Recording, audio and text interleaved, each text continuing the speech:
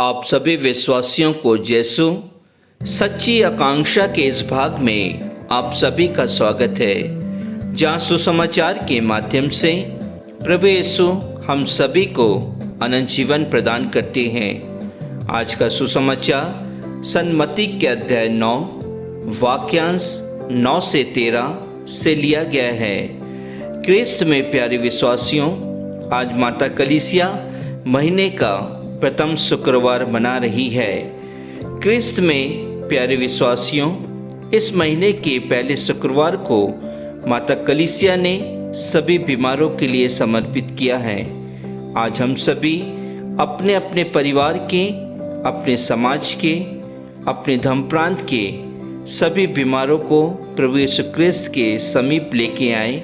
उनके लिए प्रार्थना करें कि प्रभु यीशु क्रिस्त उनको वही चंगाई प्रदान करें जो चंगाई उन्होंने उस रक्तस्राव स्त्री को उनके वस्त्र छूने पर दिया था।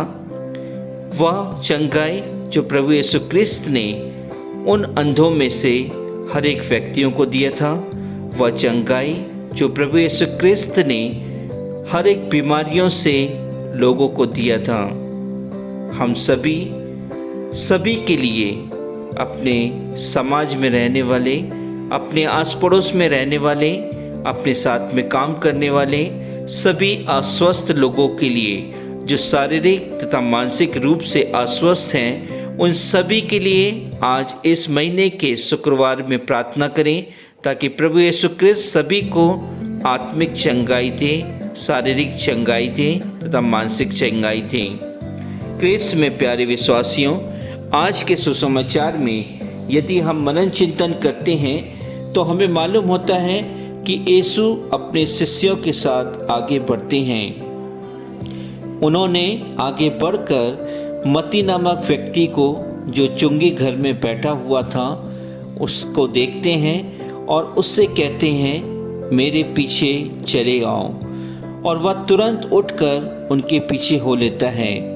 क्रिस्त में प्यारे विश्वासियों, हम देखते हैं इस घटना में कि प्रभु यीशु क्रिस्त के बोलने के तुरंत ही वह चुंगी लेने वाला मत्ती उनके पीछे हो लेता है। शायद वह अपने जीवन से, अपने हर एक दिन के हर एक कार्यों से इतना परेशान हो गया होगा कि उसने शांति की खोज में, जो प्रभु यीशु क्रिस्त के द्वारा प्राप्त लोगों ने उनको साझा किया था, उन लोगों के उस शांति के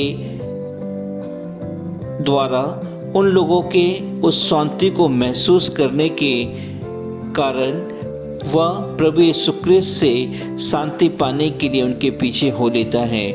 वह यह भी नहीं जानता है कि उसके बाद उसके इस दैनिक जीवन में वह फिर से वापस आएगा या नहीं। क्रिस्त में प्यारे भाई और बहनों, इस घटना से प्रभु यीशु क्रिस्त हम सभी को यह अवगत कराना चाहते हैं कि हम भी अपने जीवन में थोड़ा पीछे हटकर सोचें कि हम अपने जीवन में हमने क्या किया है, हम क्या कर रहे हैं। क्रिस्त में प्यारे भाई और बहनों, प्रभु यीशु क्रिस्त इस संसार में हर एक मनुष्यों के लिए आए। वह किसी जाति धर्म के लिए नहीं, किसी विशेष व्यक्तियों के लिए नहीं आए, बल्कि वह इस संसार में सभी के लिए, जिन्होंने इस जीवन में, इस संसार में मनुष्य रूप धारण किया है, उन सभी के लिए प्रभु यीशु क्रिस्त आए हैं। और सभी से यही चाहते हैं कि जैसा उन्होंने अपने जीवन में किया, हम सभी वैसा ही करें। क्रिस्त में प्यारे भाई और बहनों, यहाँ तक ही नहीं, जब वे उनके घर में भोजन के लिए जाते हैं तो उनके साथ में उनके जैसे कई चुंगी कर, जो गलत काम करते थे, जो पापी थे, वे सभी के सभी उनके साथ भोजन कर रहे होते हैं। वहीं पर कई फरीसी भी आते हैं और वे यह देखकर प्रभु यीशु क्रिस्त के शिष्यों से कहते हैं कि तुम्हारे गुरु नाकेदारों और पापियों के साथ क्यों भोजन करते हैं। प्रभु यीशु क्रिस्त यह जानकर कि वे फुसफुसा रहे हैं, उनके विरुद्ध बातें कर रहे हैं, प्रभु यीशु क्रिस्त उनको जवाब देते हैं और कहते हैं, निरोगों को नहीं बल्कि रोगियों को वैद्य की ज़रूरत होती है। और उनसे कहते हैं कि यदि तुम्हें सीख है तो तुम समझ लो कि इसका क्या अर्थ है। क्रिस्त में प्यारे विश्वासियों, प्रभु यीशु क्रिस्त उन फरीसियों को, उन शास्त्रियों को यह बताना चाहते हैं कि मैं हर एक पापी व्यक्ति के लिए संसार में आया हूँ। हर वह व्यक्ति जो अपने हर एक दिन में कई बार मेरे विरुद्ध और पिता ईश्वर के विरुद्ध कार्य करते हैं, मैं उन सभी के पापों को क्षमा करने के लिए इस संसार में आया हूँ।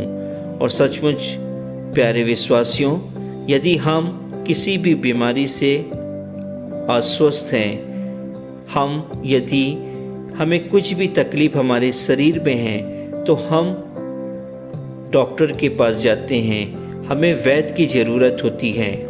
यदि कोई स्वस्थ व्यक्ति है, वह वैद्य के पास नहीं जाता है। प्रभु यीशु क्रिस्त ने उन शास्त्रियों को यह इसलिए बताया क्योंकि वह भी पापी थे और प्रभु यीशु क्रिस्त चाहते थे कि वे भी इन सभी लोगों के समान उनके पीछे हो लें। और प्रभु यीशु क्रिस्त उनसे यह भी कहते हैं कि मैं इस संसार में बलिदान नहीं बल्कि दया चाहता हूँ। मैं धर्मियों को नहीं पापियों को बुलाने आया हूँ। क्रिस्त में प्यारे भाई और बहनों, हम सभी प्रभु यीशु क्रिस्त के इस वादे को हमेशा अपने हृदय में रखें। हमेशा हर एक दिन प्रभु यीशु क्रिस्त के इन शब्दों को अपने हृदयों में रखें, अपने परिवारों में रखें, अपनी प्रार्थनाओं में रखें, क्योंकि प्रभु यीशु क्रिस्त हम सभी से यही वादा करते हैं कि प्रभु यीशु क्रिस्त हम जैसे पापियों के लिए संसार में आए हैं। लेकिन इसका यह मतलब नहीं है कि हम हर एक दिन वही पापों को फिर से दोहराएं जिन पापों के लिए हम प्रभु यीशु क्रिस्त से माफ़ी मांगते हैं। क्रिस्त में प्यारे भाई और बहनों, प्रभु यीशु क्रिस्त हम सभी से उतना ही प्यार करते हैं जितना कि हमारे आस पड़ोस में जो व्यक्ति रहते हैं, हमारे परिवारों में जो व्यक्ति रहते हैं, हमारे समुदाय में जो व्यक्ति रहते हैं, जो हमारे रिश्तेदार हैं, जो हमारे संबंधी हैं, उन सभी से भी प्रभु यीशु क्रिस्त उतना ही प्यार करते हैं जितने कि प्रभु यीशु क्रिस्त मुझसे और आपसे प्यार करते हैं।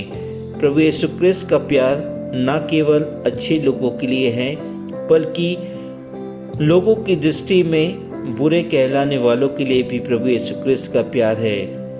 प्रभु यीशु क्रिस्त की दया सभी मनुष्यों के लिए बराबर है, क्योंकि प्रभु यीशु क्रिस्त हर एक दिन हर किसी को एक जीवन प्रदान करते हैं, एक नया दिन देखने के लिए देते हैं। यही एक प्यार का नमूना है।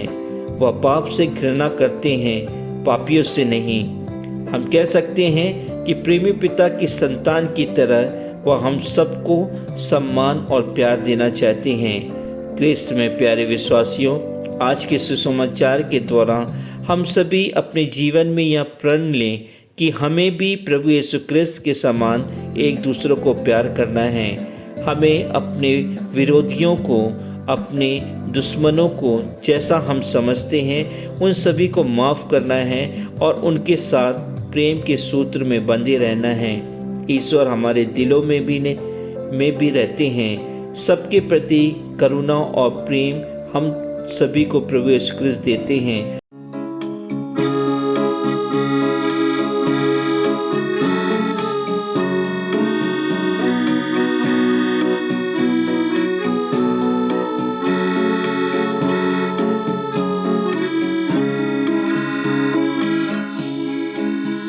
तेरे पाप धुल सकेगा आज ही मसीह के द्वारा। तेरे पाप धुल सकेंगे आज ही मसीह के द्वारा। सिर्फ एक नजर मिटा के देख ले लहू की धारा। सिर्फ एक नजर उठाकर देख ले लहू की धारा। तेरे पाप धुल सकेंगे आज ही मसीह के द्वारा। तेरे को बदले, क्या पता तुझे मिला है तेरी कोशिशें के बदले, क्या पता तुझे मिला है। जिंदगी खुशी से भर दे, कोई ऐसा सिलसिला है तुझे कुछ न दे सकेगा, तेरे भाग्य का सितारा तुझे कुछ न दे सकेगा, तेरे भाग्य का सितारा।